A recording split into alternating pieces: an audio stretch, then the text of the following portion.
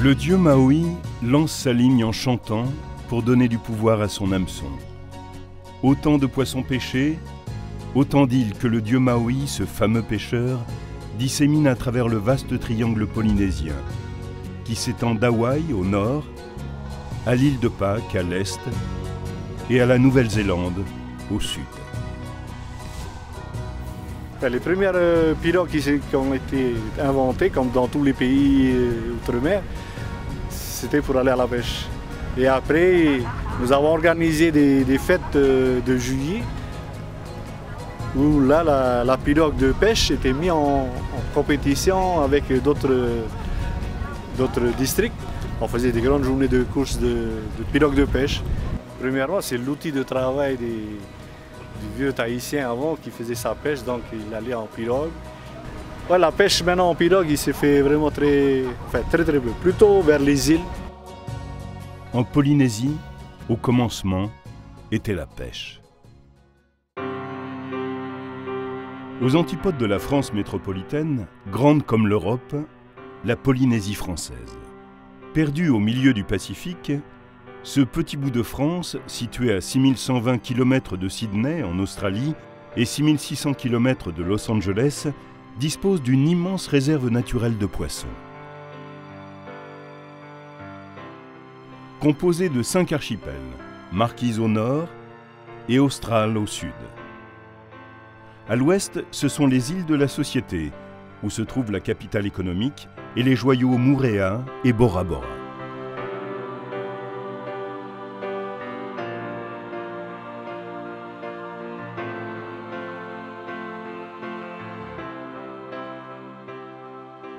Au centre, les Tuamotu, constellés d'atolls, dont Mururoa, où la France fit ses essais nucléaires. Enfin, à l'est, l'archipel des Gambiers, le plus petit de cet immense territoire.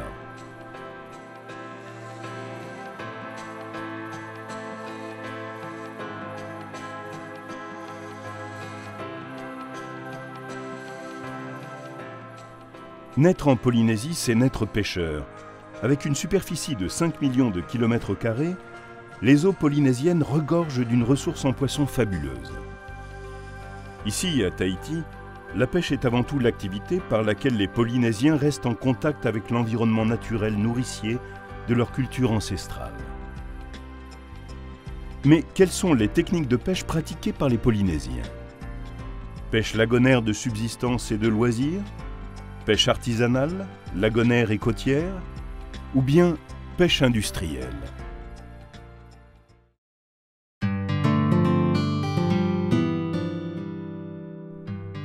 « 6 heures.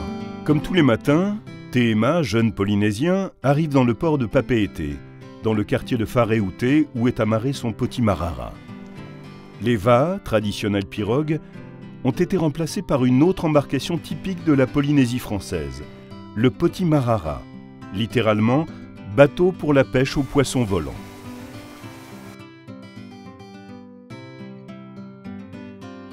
C'est mon père qui m'a appris à pêcher en fait. Mais maintenant, comme tous les tontons, ils sont dedans la pêche et c'est ça leur métier. Ils n'ont pas pu été chercher d'autres métiers. Ils ont été occupés dans la pêche. Maintenant, ils s'en sortent avec la pêche.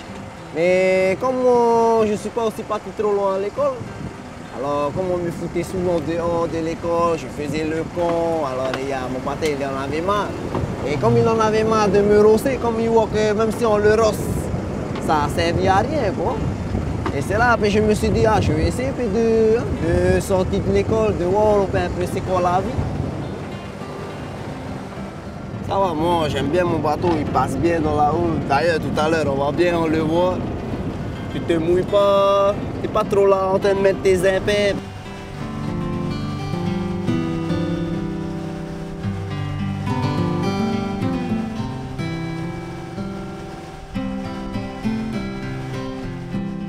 Là, on est à Aroué. C'est la seule station sur la mer. Enfin, il y a deux. Il y a une ici et une à Teina. Hey, je peux avoir un casse-croûte? Casse-croûte jambon et un grand jus. Les Français ils mettent des volants comme ce style-là qui est à côté. Maintenant, nous, on a mis ça, c'est pour faciliter le braquage. Quand tu arrives là, le moteur il est complètement à fond. T'es pas là à tourner.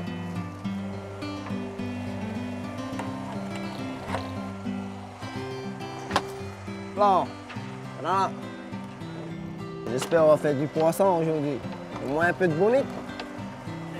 Voilà quoi. Ça c'est que les copains de Haru et ça. Putain. Malade. Fais du poisson? Je les ai connus ouais, depuis que j'ai commencé à pêcher un peu. C'est un peu eux ouais, qui m'ont lancé dedans. Quoi.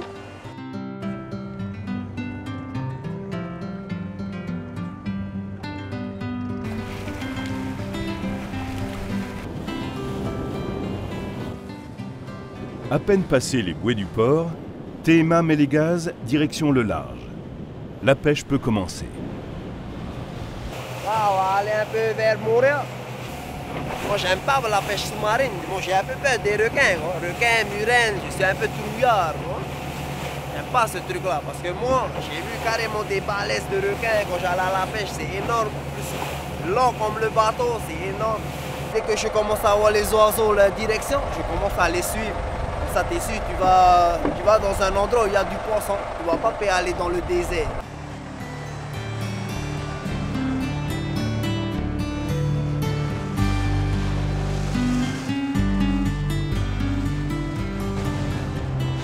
Armé de son harpon, Tehema cherche sa proie, le meimei ou dorade coryphène, qu'il va poursuivre dans les bancs de bonite. Bon, il y en a pas mal.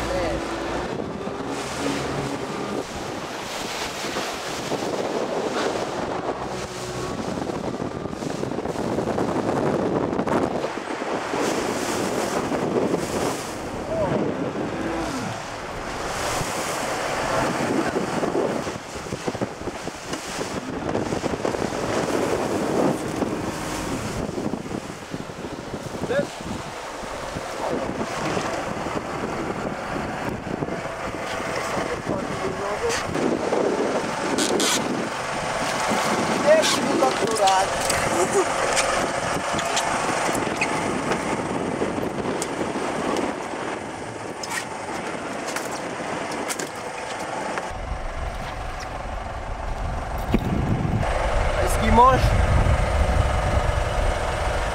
Petit marara. C'est mieux de le nettoyer maintenant parce que sinon le sang ça va attaquer le steak. Après il va cramer le steak. Toi. Quand tu retournes à ta taille, tu n'as plus à le nettoyer. Des œufs de mémé, on dit ça le caviar. Les oiseaux ils tiennent pas le mémé. À bout d'un certain moment, ils s'en vont. Parce que dans le banc, il y avait au moins 3 ou 4 mémés. Et tu vois que l'oiseau, il ne sait pas où quel mémé allait tenir. Quoi. Cet oiseau-là aussi, il te mène aussi droit dans les bancs de poissons. Lui, c'est le viseur. Le viseur, c'est ça. Tu vois? Et lui, c'est la finition. Le mémé, il ne plonge pas quand il y a du vent. Le mémé, c'est un poisson qui surfe beaucoup les vagues. Hein. C'est un surfeur, comme les pirogues. Hein. Et si tu tombes dessus le mémé, il n'y a pas de vent, le mémé, il va faire que d'aller vers le bas, hein, parce qu'il n'y a pas de surf. La mer, elle est trop calme. Il y a des petits poissons et la bonite sont là en train de les manger. Des petites bonites. Ça que j'ai à la main, c'est plutôt un petit lait pour la bonite. Quoi. Et ça que j'ai mis à la canne, j'ai mis pour l'espadon. J'ai mis un peu pour l'espadon. C'est jamais, des fois il y a des gros espadons qui suivent les bonnes bonites. Quoi. Comme l'espadon, il mange la bonite. Le aura, il est pas, enfin, l'espadon, il n'est pas maniéreux. Tandis que la bonite, elle choisit ses couleurs de l'heure, par exemple. Quoi. Le plus facile, c'est d'avoir des bambous, comme là, le bateau à côté. Là. Il a un bambou et c'est là, c'est plus petit, c'est pas plus gros comme cela. Il faut avoir encore des plus petites tailles. Le nylon, il est vraiment fin là-dessus le bambou. Quoi. Alors le poisson, il ne prend pas trop le nylon, tandis que le mien, j'ai un gros nylon. Je suis en train d'attacher une petite tête. Quoi. On va essayer.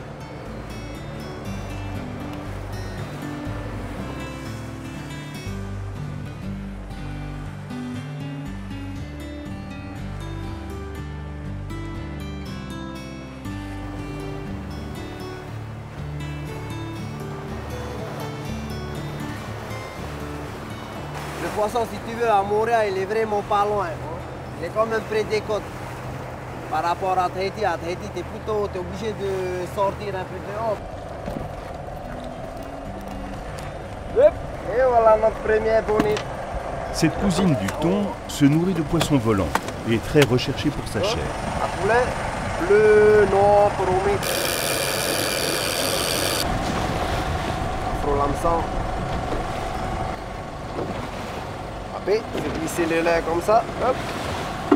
Il camoufle l'hameçon que le poisson il ne voit pas et après on le lâche. Je mets à 20 mètres du bateau. Pas aussi trop loin, après tu risquerais d'aller par-dessus ton nylon quand tu vas faire une boucle. C'est vraiment difficile pour avoir du poisson. Ici en Polynésie, tu es obligé d'aller loin. C'est difficile. C'est pas comme des thoniers. Non? Les thoniers, c'est pas pareil. Eux, ils lâchent des milliers d'hameçons avec des appâts au bout des lignes. Et c'est pas la même chose. C'est pas la même pêche qu'un potimarara il fait. Quoi. Lorsque la pêche est bonne, Tehema peut ramener une dizaine de meimei et autant de bonites, qu'il vendra chacun 5000 francs pacifiques, un peu plus de 40 € et 1000 francs pacifiques, 8 € sur le port de Papeete.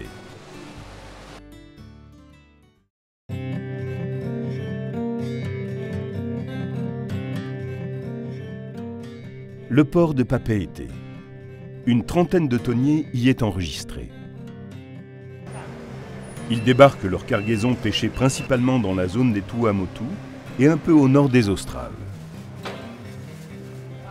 La pêche à la palangre est la seule pratiquée dans la zone exclusive économique de la Polynésie française.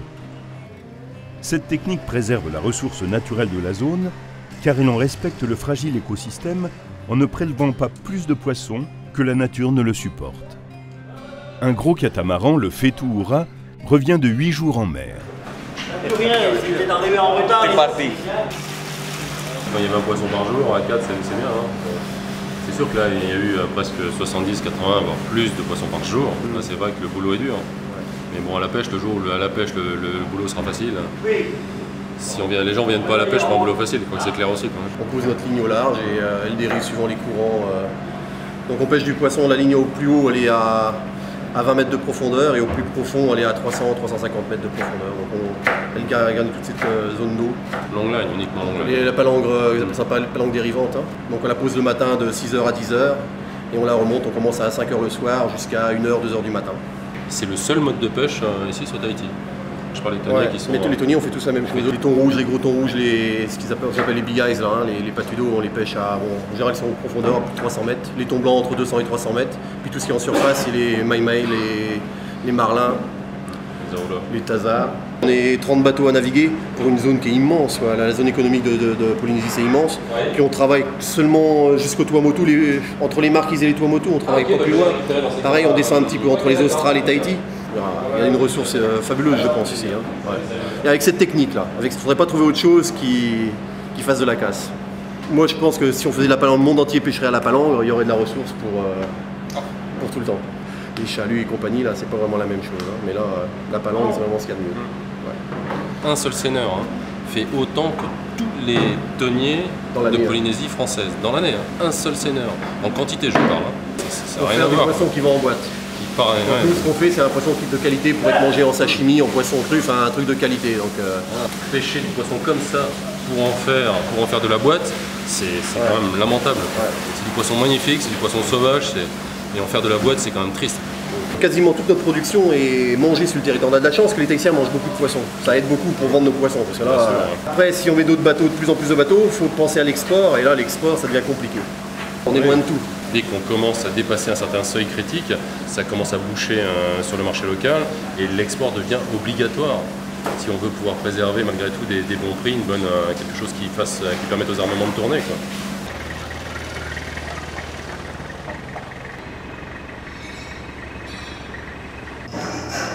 Le port de Papeete s'est doté des infrastructures nécessaires pour diffuser les produits de la mer si chers aux Polynésiens. Là, tu as ton blanc ici. Voilà, c'est la débarque que tu as vue ce matin. Voilà, avec le thon rouge. Et là, on a yellow. Thon et autres big ice sont transformés et conditionnés sur place pour approvisionner les restaurants et supermarchés en poissons frais. Ça, c'est le thon blanc que tu trouves en Polynésie. Il est un blanc rosé. Voilà.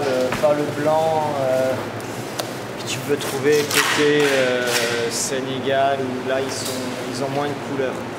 Et c'est filmé, on pèse en fonction des clients.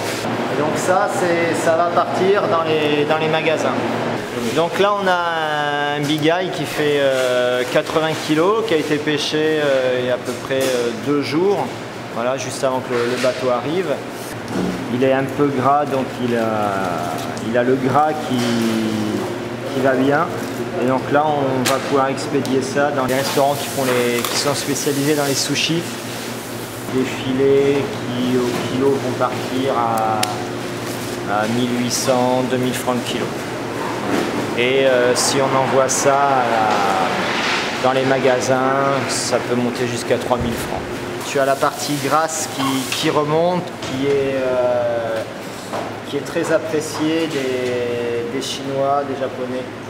Tout enlever tout avec le noir tout, mais 2 minutes. Normalement un temps blanc, mais 1 minute 25. Et nous on travaille sur la commande du client. C'est une activité qui est le matin, donc les débarquements, il faut être sur les bateaux. On a des poissons qui ont entre 6 et 10 jours de cale. Et après, c'est des produits qu'on traite dans la journée, quoi. Le lendemain, au plus tard, le frigo est vide, quoi. En l'espace de 15-20 ans, on est passé du bonitier au tonnier. Dans le métier de marailleur, c'est pareil, on est passé au niveau infrastructure, hygiène. On a fait un bond en avant impressionnant.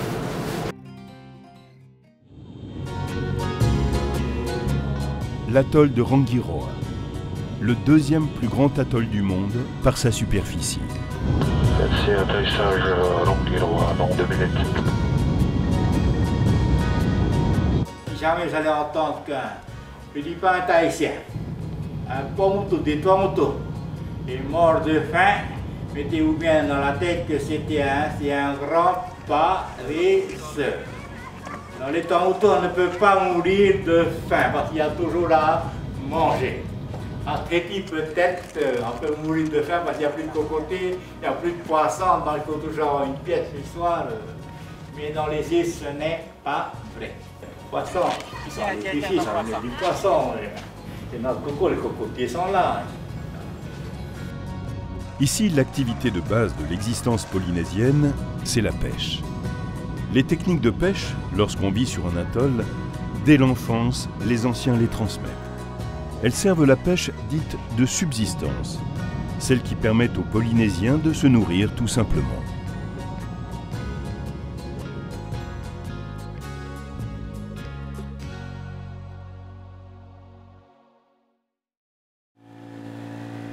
Dans le lagon à proximité du récif, on pratique l'art de la pêche à la ligne. Palangrotte avec des appâts naturels, traîne avec des leurres artificielles, ou lancer à la canne. Autant de manières de s'y prendre pour attraper les nombreuses espèces qui peuplent ces eaux limpides. Je vais mettre dedans des appâts et je laisse à côté de mon bateau. Pourquoi on fait ça? C'est pour faire remonter les becs de canne. Parce que si tu ne mets pas ça, c'est trop long. Tu es obligé d'attendre avec ta ligne. Mais par contre, ça fait exciter tous les poissons. Même les requins sont dans les parages, quoi. La ligne est vraiment importante pour nous aussi. Hein. La semaine prochaine, c'est comme il y a la nouvelle lune qui arrive là, ça c'est bon. Toute la nouvelle lune, c'est là, les becs de canne viennent d'ici, hein, se reproduisent. Hein. Ça c'est pour que ça remonte. Je suis né ici. Ça fait longtemps que je fais ça aussi, comme métier. Mon père il n'est pas trop pêcheur, il fait le copra lui. Mais de temps en temps il vient pêcher aussi.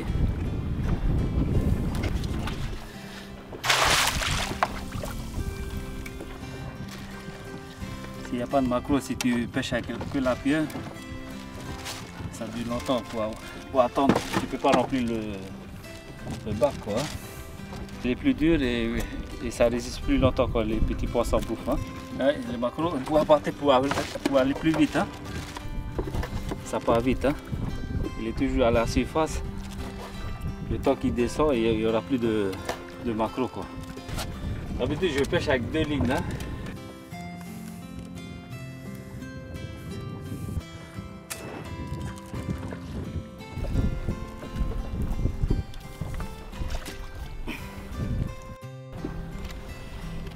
La canne, c'est uniquement pour le soir, hein, pour pêcher le soir, pour les rougets, les maquereaux. Je vends au village, hein, le poisson. Il y a aussi que j'emmène aussi pour la famille qui habite à Tahiti, quoi.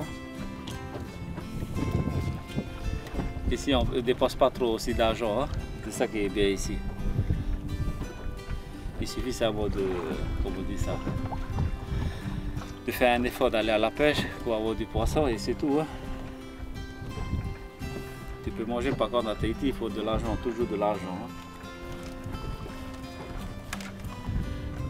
Dans la passe, tous les 6 heures, le courant change. Hein. Il y a 6 heures, il rentre, 6 heures, il sort. Là, maintenant, il commence à étaler, il commence à rentrer là. On va aller juste à côté de la passe. On met un peu de ce côté.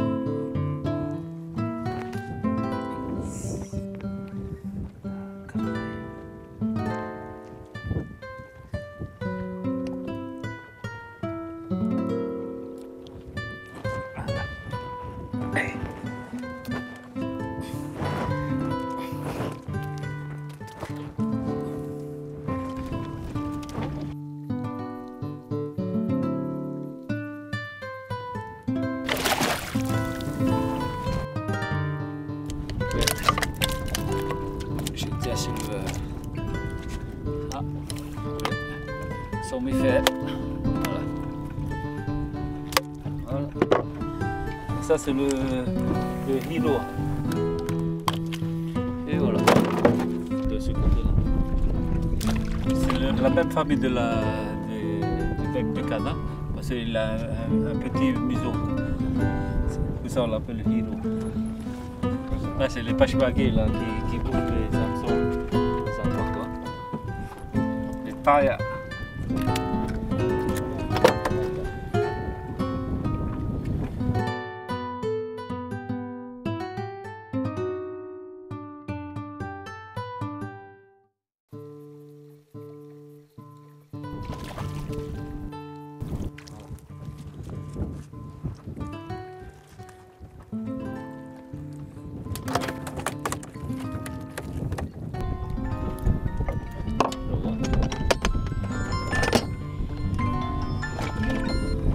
Rama. Oi. Aja rau fio. Dimne no mat aja peta oi amturo. Oi na on va arrêter la pêche. On va aller à la pension parce qu'il y a un grand fou hima. Tahitien là pour si on va pas vite, le mât il va cramer après. Si on laisse trop longtemps dans le four. Le lagon, avec les cocotiers qui fournissent le copra, la pêche et le tourisme où quelques pensions de famille se sont développées, suffit à faire vivre ses habitants.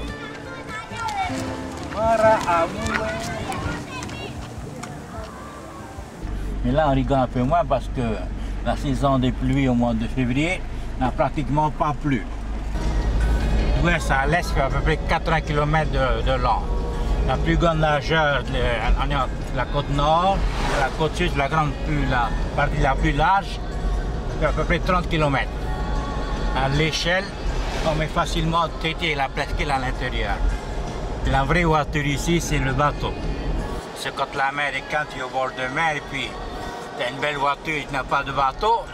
Quand tu vois tout le monde partir, nous on appelle ça au secteur, c'est comme si c'était à la campagne. Vivant dans des maisons voisines, parmi les cocotiers, les bougainvilliers, les hibiscus, toute une famille s'est réunie pour célébrer les 1 an du petit dernier. Ah, c'est arrivé à 5 minutes trop tard. C'est l'anniversaire de mon petit-fils, le premier petit-fils, 1 an. Ça s'est fait.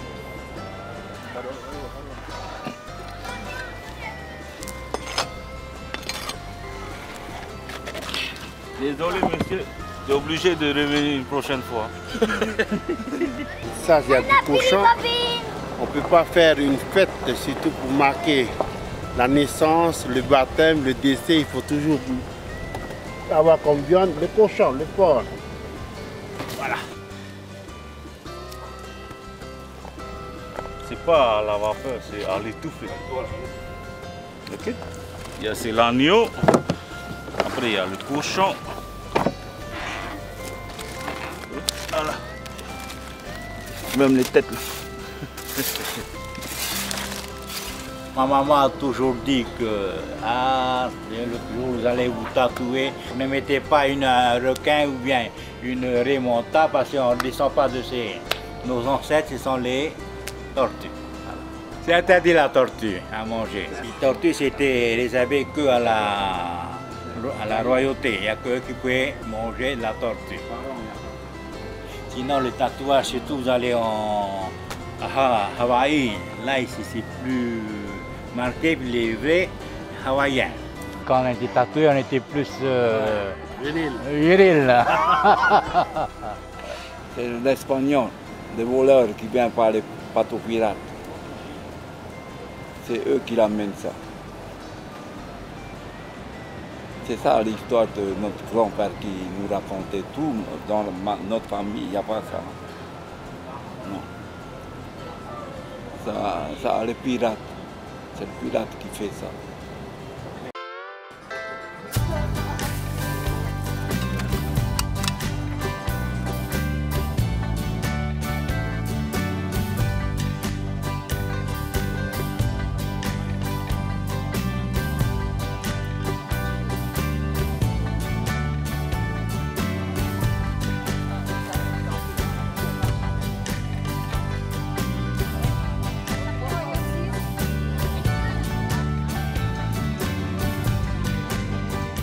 Teo tumitua, tumiti Eduardo Mete.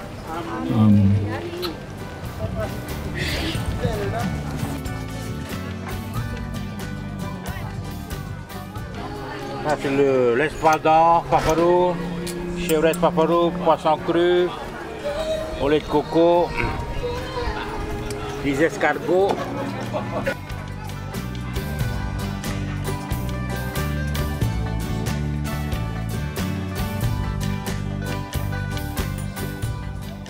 La partie habitée de l'atoll mesure 14 km de long sur 300 mètres de large. Les histoires de pêcheurs qui s'y racontent peuvent parfois être effrayantes. Si vous voulez écouter l'histoire des rescapés, là, je crois que c'était en 93, avec mes frères qui sont là. Un beau matin, on est parti pêcher du thon. Il y avait un DCP qu'on appelle une bouée à thon, quoi, à 10 km d'ici. Et comme on ne faisait pas attention, on tournait en rond, on ramassait beaucoup de thon, des petits thons qui fait 7-8 kg à peu près. On avait une trentaine. Et il y avait une belle vague qui a tapé dans le bateau.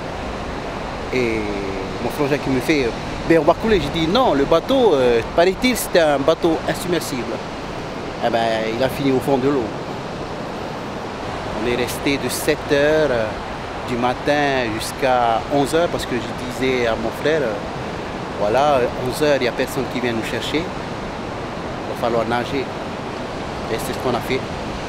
11h, on a pu nager, on a nagé à peu près 11h, midi jusqu'à 3h, 15h de l'après-midi. Et on nous a repéré par un petit marara. Le gars qui était dessus, c'était un pêcheur aussi, pêcheur de Meimei. Il nous a récupérés, on était à combien? À 2 km de la passe. Tout d'abord, on était dans un banc de Meimei. Et puis je me disais, mais où sont ces pêcheurs-là? Parce qu'il y avait tellement de Meimei. Et lui, il ne nous a pas repérés. Il a repéré d'abord les oiseaux. Et il connaît son métier, il est venu vers nous, dans le banc. Et au moment qu'il prenait l'arpon, pour harponner le Meimei, il était là, il nous regardait, mais qu'est-ce que vous faites là? Il dit, on nage. Et où est le bateau? Il a coulé le bateau. Oh, c'est loin quand même. Je dis, on a eu de la chance quand même pour rentrer. C'est ça. Merci au Seigneur de nous avoir sauvés.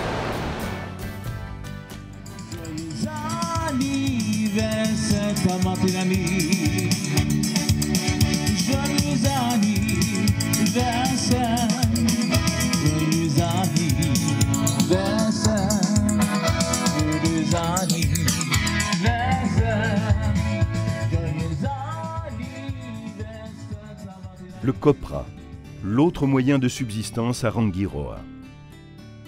Donc les bateaux, lorsqu'ils arrivaient de Tahiti, s'arrêtaient ici à Batoru, faisaient le tour de l'atoll à l'intérieur pour ramasser le copra, le poisson et tout le reste, descendre les passagers. Et puis, vers les années 70, les bateaux ont décidé de ne plus aller à l'intérieur récupérer le copra. Alors petit à petit, le secteur, tout ce qui est au fond de l'autre côté, ont été abandonnés parce que ça coûtait trop cher aux gens de ramener le copra du secteur. Donc, si bien il y a toute une zone qui est inhabitée à l'heure actuelle, sinon que par quelques aventuriers qui traînent dans les atolls. Je crois que ce qui retourne de l'autre côté, c'est un peu cette nostalgie-là, de se retrouver, c'est ce qu'on a envie de faire, de retourner de l'autre côté, être isolé pendant une semaine, 2 semaines, et vivre l'aventure avec la nature. Maintenant, le copra, il est à 150 francs le kilo, mon ami. Ah, mon ami, tu ne trouves pas. Tu dis pas, il y a des voleurs partout, et tout le monde se sert, mon ami. Il n'y a plus d'un qui traîne. Plus d'un qui traîne. Les noix de coco, dont l'huile est extraite, sont aussi recherchées que le poisson Napoléon dans le lagon. Tu vois, ça, on peut voir, quand ça tombe, cette couleur-là, là, on va fondre en deux pour faire le copra. Voilà. Voilà. Alors c'est cette pulpe-là qu'il faut extraire et sécher. Après, ils vont retirer de l'huile là-dedans. Donc c'est ça le copra.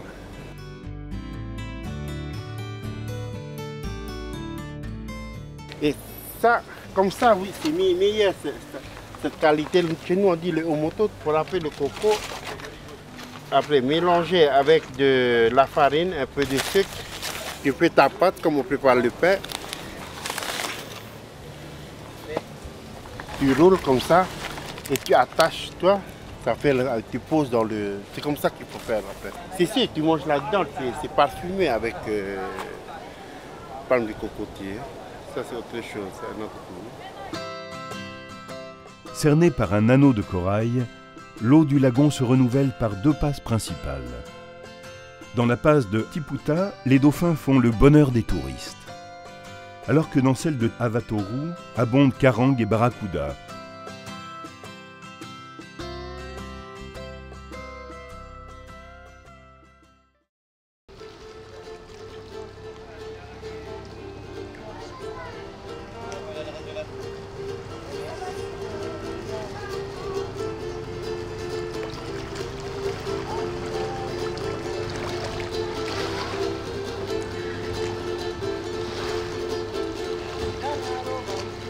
Le matin, au son du ukulélé, les touristes partent visiter l'atoll.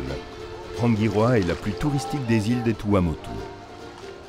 Mais la pêche reste l'activité principale de la population autochtone.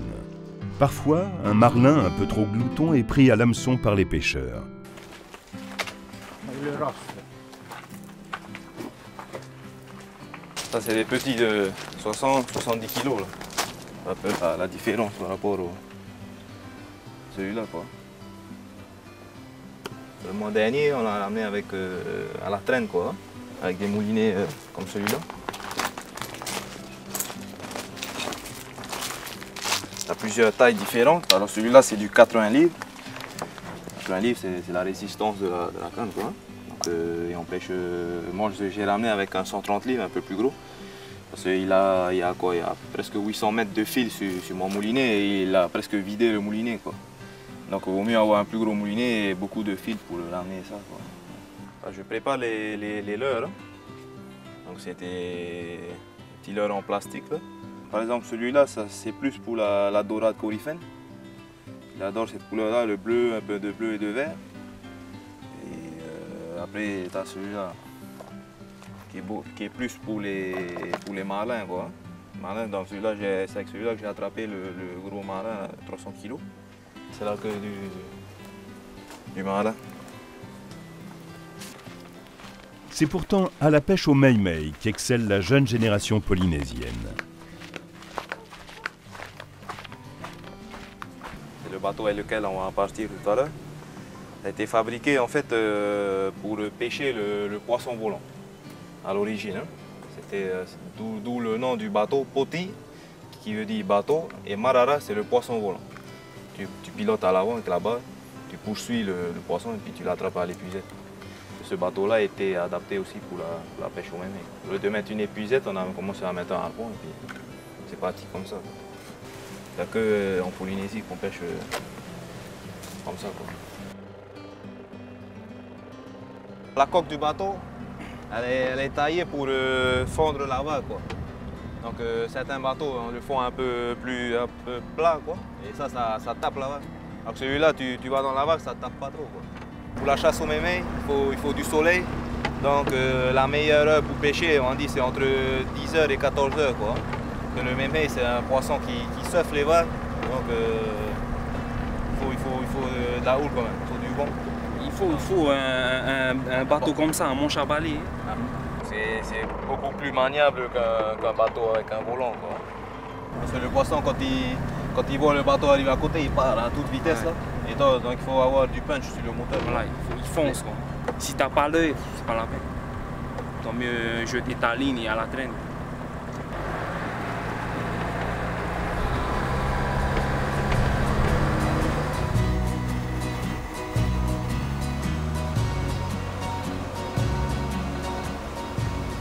Sur Anguirua, il y a 3 passes. À la passe de Tipota, la passe d'Avatoru et la passe de Tivaru. Déjà sur le nom Avatoru, la signification, ça veut dire Ava, c'est la passe, et Toru, c'est le chiffre 3. Hein.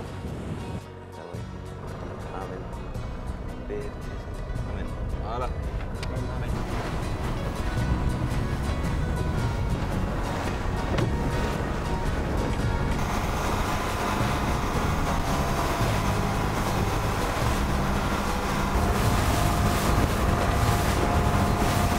Il y a un petit banc d'oiseaux là. On va essayer de voir ce qu'il y a en dessous. Normalement, je pense que ce sont des bonnettes.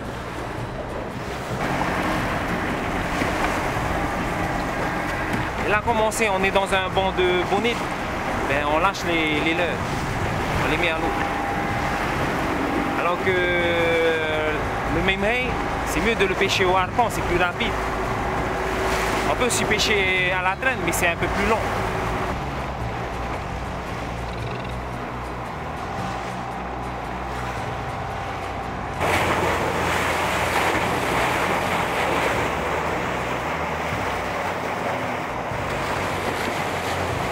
On a eu un mei-mei là. On va ramener le leurre et puis on va aller voir.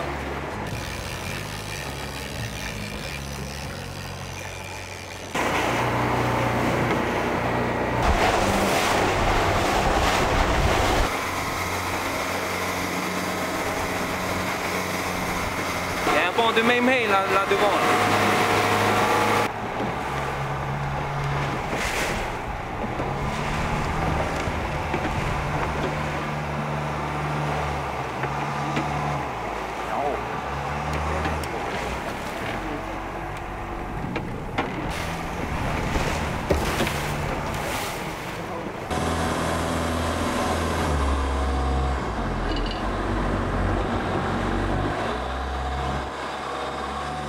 Là.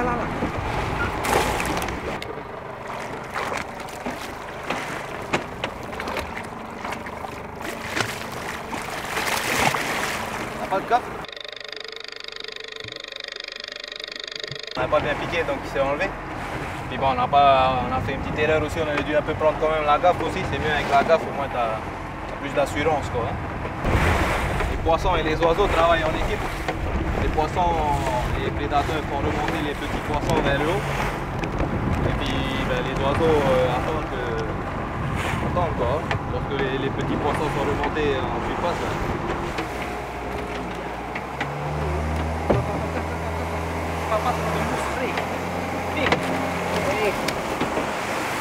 Voilà. On va avec la carte. Pas taper KO.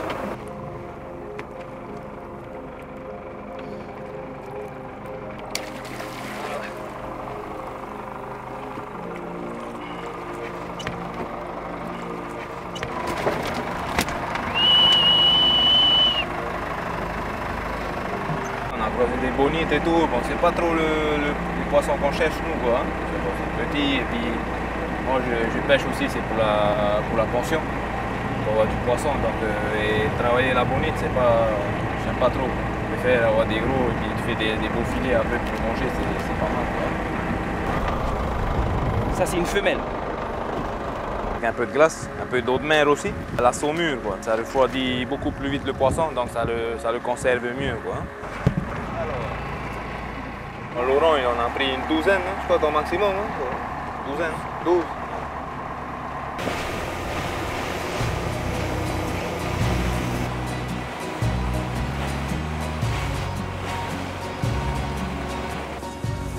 Là, c'est le spot de surf, quoi. Là, c'est une droite. Et tous les ans, il y a une compétition internationale aussi qui se déroule ici, quoi. Compétition internationale pour les juniors. Alors Ranguilo est connu mondialement pour la plongée et depuis 2 ans maintenant pour le surf aussi. Hein. Le surf, quoi.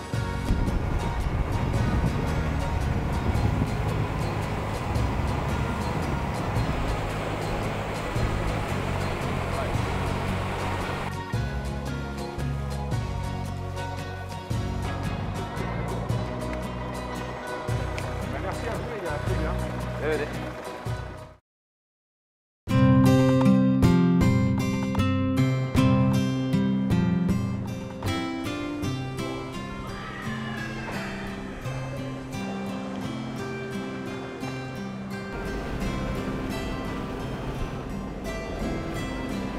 Côté lagon, quand il y a le vent de sud-est, nous on appelle ce vent-là le maramo.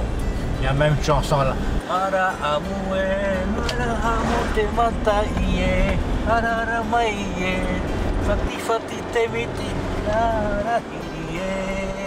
Puis quand la mer se casse avec le vent, à l'intérieur on a des creux de 3-4 mètres. Hein. Autre moment privilégié pour aller pêcher, la fin d'après-midi, en mer, à proximité des côtes, quand le lagon se reflète dans le ciel. Maintenant, on est en train de se préparer pour la pêche là. On va essayer d'aller pêcher au jig, puis voir un peu aussi essayer de pêcher à la pavillon là. Hein. On va essayer d'aller voir ce que ça donne. Si on attrape du poisson, ben, tant mieux, ça fera le repas de ce soir. Quoi. Donc avec là, j'ai pris du matériel là, pour pêcher à la traîne là. Ça, un petit rapala. Du poisson avec des billes dedans. Puis des jigs aussi. Là. Ça, le jig quoi. Alors j'ai pris une grande canne pour le lancer. Ça, c'est pour essayer de pêcher les chinchas à la pavillon. Et ça pour le jig quoi.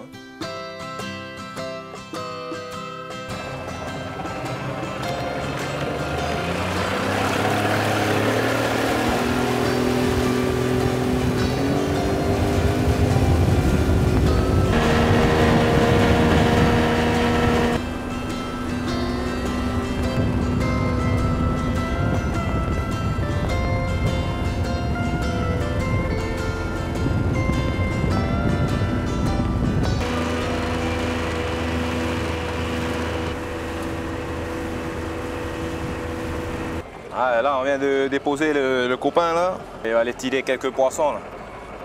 Là, on est en train de faire la dérivante, c'est-à-dire qu'on se laisse emporter vers l'extérieur, dans le lagon, quoi, avec le courant. Hein.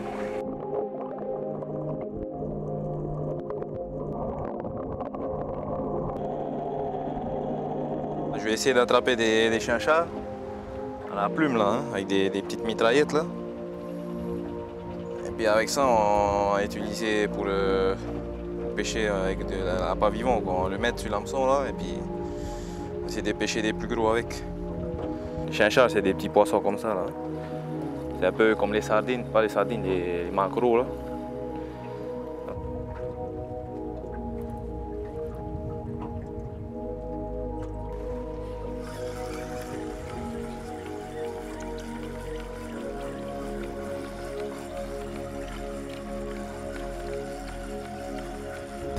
Urare? Vamos, sauro carrément pétaté, oui. Voilà.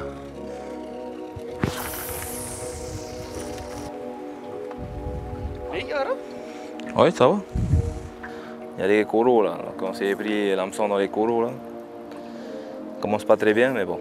Je viens de casser là.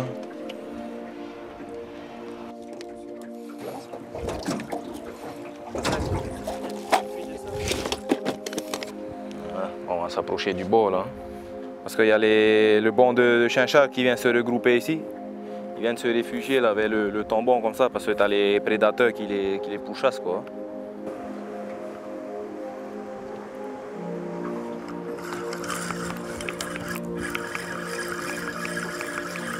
Ah, il y a eu un montage. On va voir ce que c'est. Ah, il s'est enfui quoi. Je joue dessus.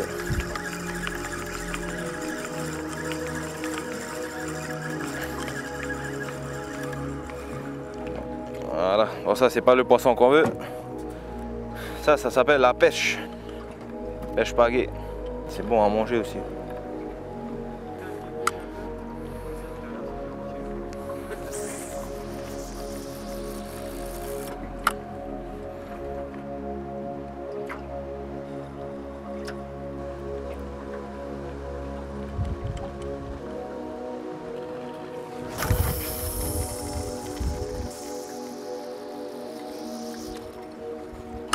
Voilà, ça ne mord pas là. Je lui montre la ligne, on va aller pêcher au jig. Peut-être qu'on aura plus de chance. Hein.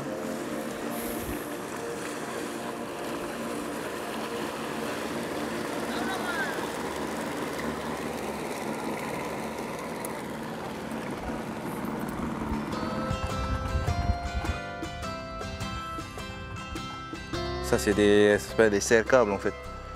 On met le nylon dans un sens comme ça, on fait une boucle, on le ramène. Puis après on serre et puis ça pince tout seul quoi. Alors c'est ça le jig. On a mis accroché un hameçon au bout et puis le nylon d'un côté quoi.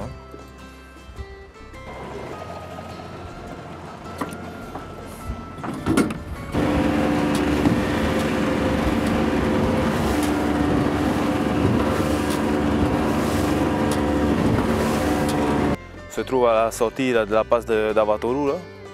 C'est l'endroit où les thons viennent chasser un peu quoi, vers cette heure-là, en fin d'après-midi. Là, il doit être 4h, 5h. C'est la bonne heure quoi.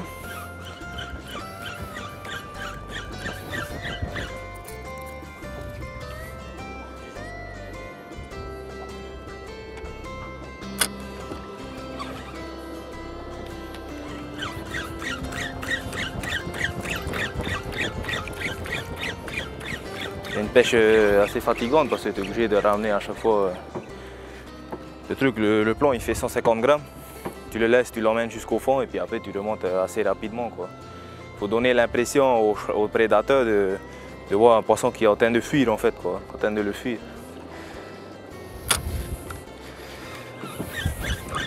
Le mieux c'est que le courant soit sortant, mais là il est rentrant donc c'est pas grave, ça peut mordre quand même. Au bout de la 5e fois, si ça ne monte pas, tu as déjà plus envie de pêcher. Il y a des barracudas qui bouffent.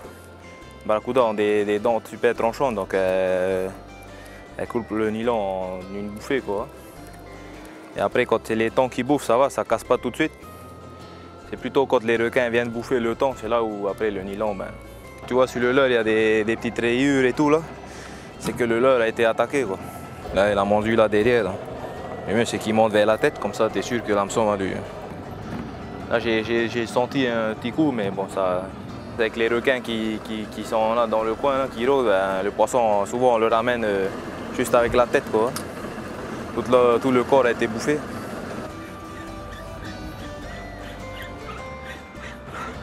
Il a eu un mordage là, il a eu un mordage. Allez, amouyement.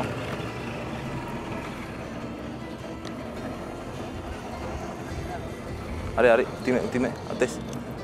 Eh, tu attends.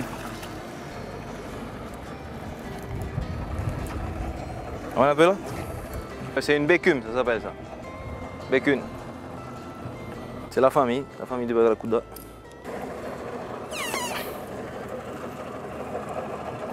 Souvent, c'est à la nuit tombée que le pêcheur de Rangiroa rentre chez lui.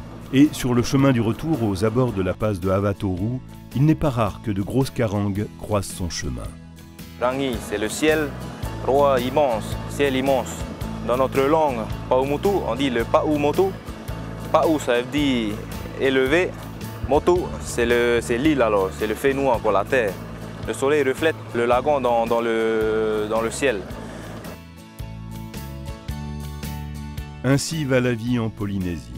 Le temps passe, les jeunes rêvent d'ailleurs, mais ils savent tous pêcher au harpon, à la traîne, à la palangrotte, perpétuant la légende du dieu Maui.